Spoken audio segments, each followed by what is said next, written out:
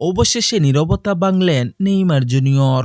আনচেলত্তির দলে জায়গা না পেয়ে ক্ষোভ প্রকাশ করেছেন ব্রাজিলের হয়ে সর্বোচ্চ গোলের এই মহাতারকা। এক ভিডিও বার্তায় তিনি বলেছেন, বিশ্বের কাছে আর তার নতুন করে কোনো কিছুই প্রমাণ করার নেই।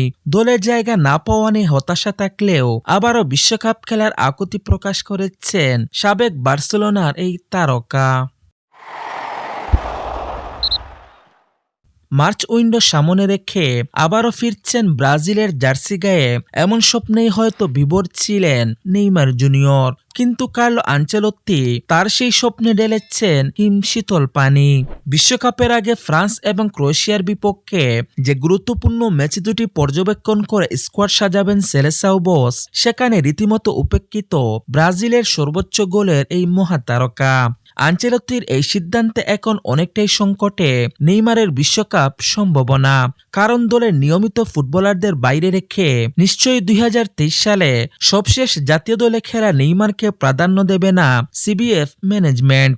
যদিও ব্রাজিলিয়ান পোস্টার বয়ের দাবি তার নতুন করে আর প্রমাণের কিছু নেই।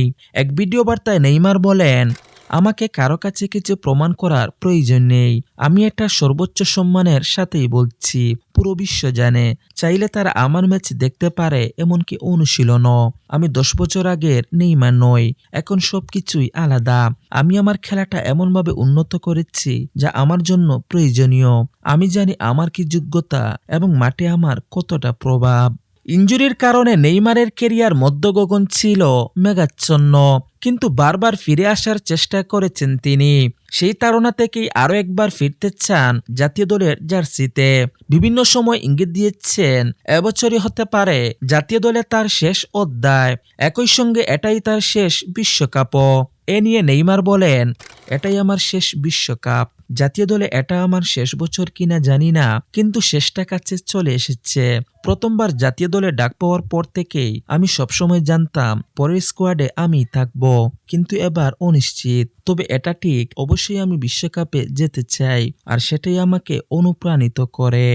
আনচেলত্তির স্কোয়াডে আপাতত জায়গা না হলেও এখনই সম্ভাবনা শেষ হয়ে যায়নি নেইমারের।